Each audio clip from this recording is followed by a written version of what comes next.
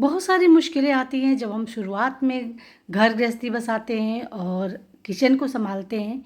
तो सबसे बड़ी जो हमारे पास चैलेंज होता है वो होता है कि कैसे हम अपने किचन को क्लीन रखें, साफ़ सुथरा रखें। अगर आपका किचन क्लीन है ना, तो आपका पूरा घर साफ़ सुथरा लगेगा और आपका बिल्कुल जो स्ट्रेस है ना, वो ज़ीरो पॉइंट रहेगा। तो मैं हूँ आपकी दोस्त नेहा सिंह, हाजिर हूँ आज की वीडियो लेकर के। और आप देख रहे हैं मेरा यूट्यूब चैनल नेहा सिंह की दुनिया। तो आज मैं आप लोगों के साथ में शेयर कर रही हूँ अपने किचन को मैं कैसे क्लीन रखती हूँ, कैसे मैं खाना बनाने के बाद में एकदम से मतलब जीरो मेंटेनेंस होता है मेरे किचन का। पहले मैं भी क्या करती थी, खाना बनाती थी, हस्बैंड को भेज देती थी, बच्चों को भेज देती थी, उसके बाद में लेट करके सो जाती थी। अब उससे क्या होता था ना, मेरा किचन जैसे मैंने छोड़ा था बिल्कुल वैसे पड़ा होता था। अब जब टाइम होता था कि मैं फटाफट से सफाई करूं और घर को मेरे पास टाइम भी नहीं होता था और मैं उसी टाइम में सोचती थी कि जल्दी जल्दी से सफाई करूं जिससे कि घर साफ़ सुथरा लगे। लेकिन क्या होता था, हड़बड़ी में, जल्दबाजी में सारा काम बिगड़ जाता था और अंदर से बहुत ज़्यादा इरिटेशन होती थी, गुस्सा आता था और कोई भी काम मैं सही से नहीं कर पाती थी। तो फिर मैंने धीरे धीरे अपनी आदत को चेंज किया और घर को किस तरीके से, मैं आज 10 पॉइंट आप लोगों को बताऊंगी जिससे कि आप भी अपने किचन को एकदम नीट एंड क्लीन रख पाएंगे, वो भी मुश्किल से 10 मिनट के अंदर।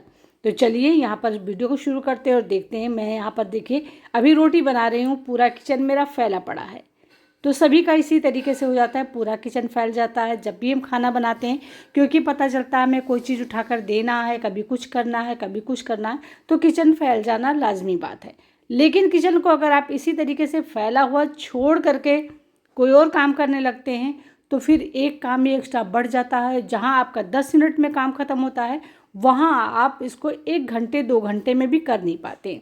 तो देखिए मैंने रोटी बनाई, रोटी बनाने के बाद मैं रोटी को तुरंत मैंने उठाकर रख दिया और देखिए तुरंत का तुरंत मैं गैस को क्लीन कर देती हूँ, यहाँ पर पोंछ देती हूँ। देखिए सूखे कपड़े से अगर आप गैस को पोंछ देते हैं तो जो आटा वगैरह लग जाता है, तेल वगैरह लग जाता है, वो सारा साफ़ हो जाता है। तो गरम गरम कभी भी, वैसे भी ग्लास के जो आजकल हम लोग यूज कर रहे हैं कुकटॉप, तो इसको कभी भी इस तरीके से नहीं, जैसे ग्लास रखा था तो मैंने तुरंत का तुरंत इसको सिंक में पहुँचाया। सारा एक तरफ से मैं देखिए पूरा रोटी ख़त्म करते ही मैंने तुरंत का तुरंत सफाई करना शुरू कर दिया। अब ये हमारा 10 मिनट के अंदर सारा साफ़ हो जाएगा और बिल्कुल कहीं भी कोई भी गंदगी भी नहीं रहेगी। तो आप अगर ये छोटी छोटी सी टिप को अपनाते हैं तो आप भी अपने घर को बहुत ही अच्छी तरीके से क्लीन कर पाएंगे, मेंटेन कर पाएंगे और आपका बहुत सारा टाइम भी बचेगा।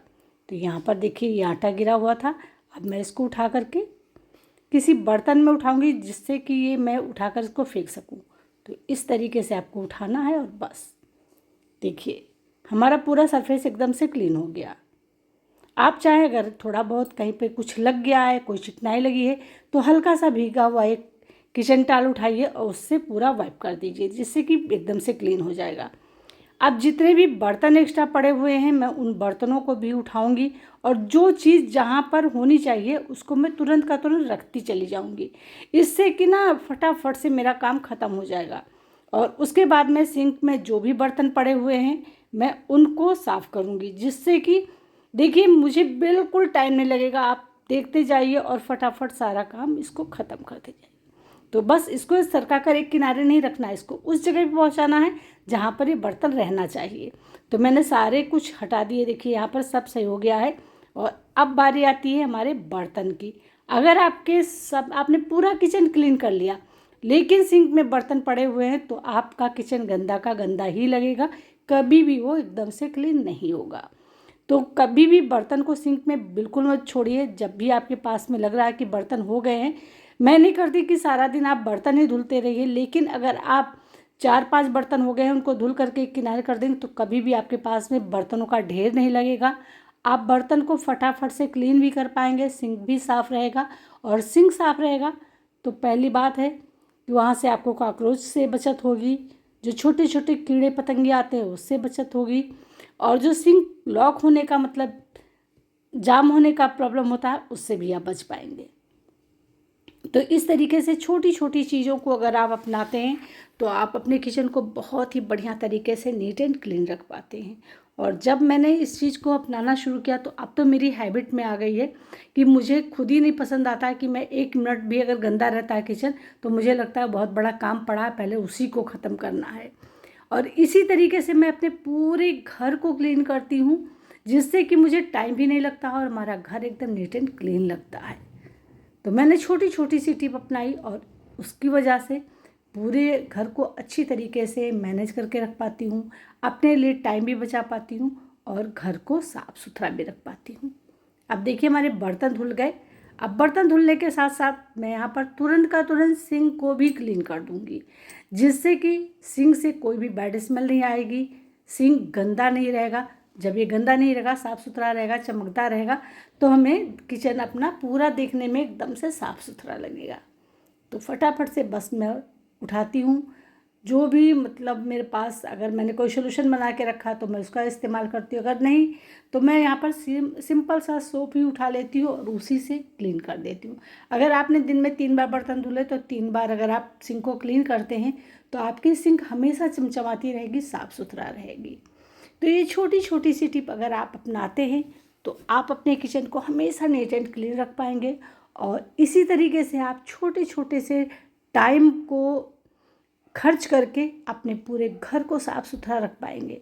तो ये बहुत ही छोटी छोटी सी टिप है जिसे हमें ज़रूर अपने लाइफ में शामिल करना चाहिए, जिससे कि हम हमेशा अपने घर को इतना साफ़ सुथरा रख पाएँ कि कोई भी मेरे घर में आए तो कभी ये ना फील हो कि मेरा घर कहीं से गंदा है।